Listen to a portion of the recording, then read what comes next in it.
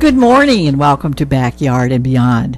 Well, if you're not an eggnog fan, yeah, well, we're going to do a little history lesson too. But the possibilities with eggnog are endless because it's a liquid that you can use in a lot of different recipes, and it already has a great deal of flavor to it, depending on what you want to do with it.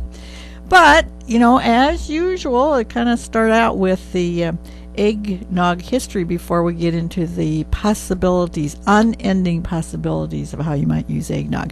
And I guess I picked this topic because I really do like eggnog, just to kind of get in the grocery store. I'm not making it. I'm not adding rum or brandy or wine. Well, I'm not much of a party goer, I guess.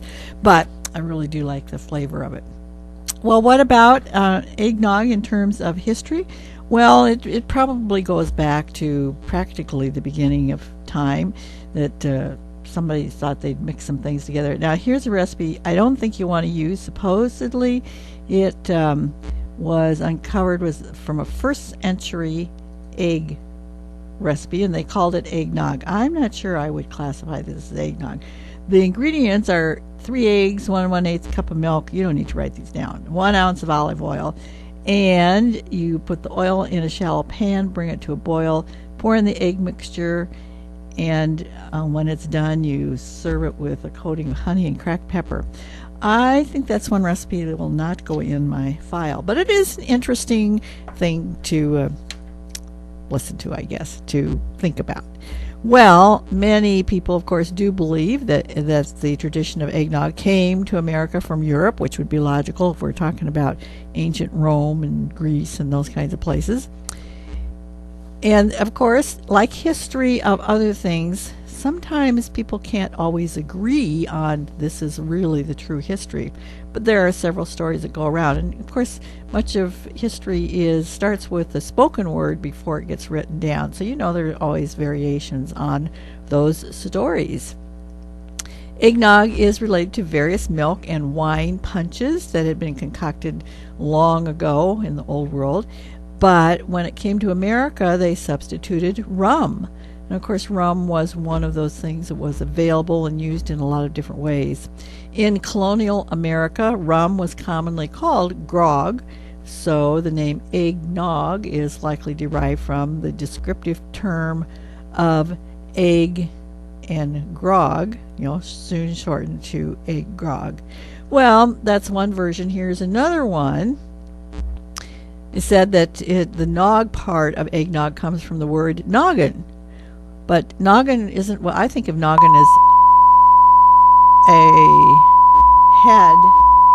I think just a second here. Okay, I think we had a little momentary problem there. Chris, we need your help in here. The National Beef Checkoff has a slim budget to promote the industry and fund research. Okay, we're okay now, huh? Okay, maybe somebody didn't want to listen to eggnog stuff. On with the story of a noggin was a small wooden carved mug, and it was used to serve drinks at table in taverns. Now, if they served drinks by the fire, those were called tankards. But the noggins were served at the table, and it is thought that eggnog started out as a mixture of Spanish sherry and milk, and the English called this concoction a dry sack posset. It is very easy to see how an egg drink in a noggin could become eggnog. And then there's another story that said originally it was called egg and grog in a noggin. Try and say that 20 times fast. And that it certainly needed shortening. In the 1820s, a man wrote a book about the life of London, and he wanted to publicize his book. So he came up with a variation of eggnog he called Tom and Jerry. Does that sound familiar to you? And that used brandy instead of rum. In the 1800s, it was almost always made with some kind of alcoholic beverage in it, and it was a social drink. And in England, young men went around to visit places, and at each place they were expected to drink a cup of eggnog. And of course, as they went on their rounds, they became more and more inebriated, and sometimes they didn't make the full round. Also, a story about George Washington. He was quite a fan of eggnog and devised his own recipe that included rye whiskey, rum, and sherry.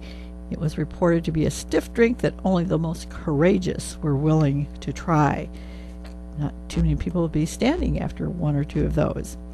And eggnog, I think, in my thinking, is certainly served more for Christmas and New Year's, the holidays, and that's when we find it in our local grocery stores, so we can buy it off the shelf.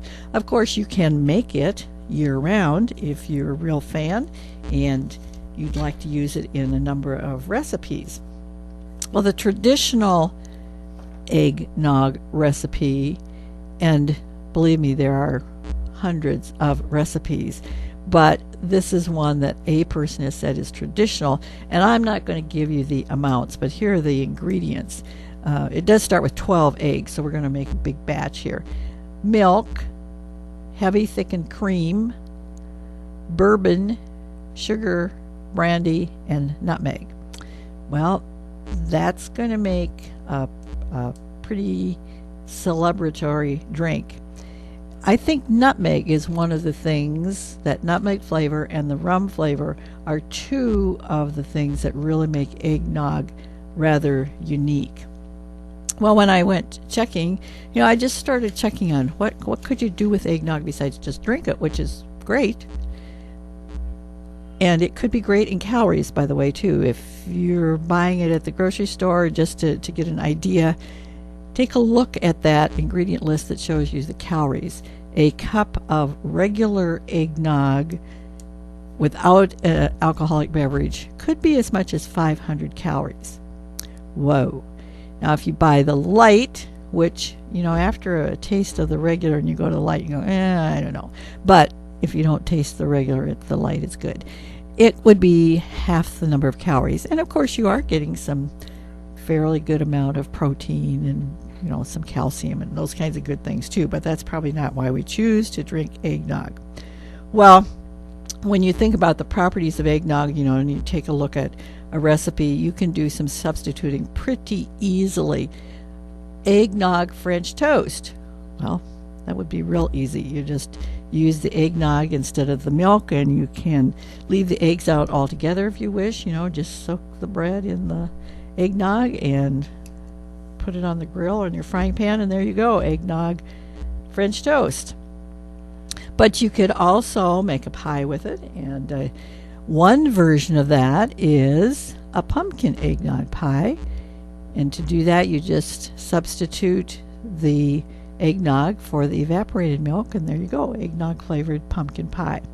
Another really easy, quick, if you're like these kinds of things, is to mix the eggnog as the liquid with an instant vanilla pie filling. Put it in your pie pan. You could or may not add some whipped topping to that mixture if you'd like. Fast, easy, high calorie, high cholesterol, but with a small piece, that's okay. But think about other kinds of things. I think one of the recipes I found is a eggnog cherry bread with eggnog glaze. Now, this would be a basic quick bread recipe, and you could just start, I think, with a basic quick bread recipe and substitute eggnog for any of the liquid. If you by chance want that recipe, I do have it. There's one that's plainer without the glaze. It just has flour, sugar, salt, baking powder, egg, eggnog, some oil, nuts and cherries. Again, basic quick bread recipe. But the list goes on and on. How about eggnog flavored ice cream with buttered rum topping? Whoa. Now, that may not appeal to some people, but it sounds pretty good to me. Regular cake, bundt cake, pound cake, and again, any other recipe, cookies, other like a custard, creme brulee. The list just goes on and on of all the kinds of things that you could do with eggnog. Now, if you don't care much for eggnog, well, you probably turned this off long ago, but remember, and I think on New Year's Eve day, I'm going to talk a little bit about Backyard and Beyond. Remember that the Backyard and Beyond, every day is a different topic. So if you don't like the topic today, tune in tomorrow. It will be a different topic. And I always appreciate people giving me ideas for not only topics, but for guests, so you don't have to just listen to me. And I think that's enough about eggnogs today. Chris, he's not one of the people who love eggnog. But until next time, here's a thought. Never try to make anyone like yourself. You know, and God knows, that one of you is enough.